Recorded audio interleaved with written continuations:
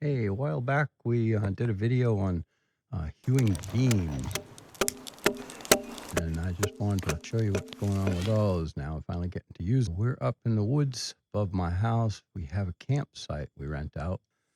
This is it. Come down through. I'll walk you down. Nice little fire pit. Every campsite needs a hooter or a outhouse or a privy or whatever one might like to call it. But this is where the beams are ending up.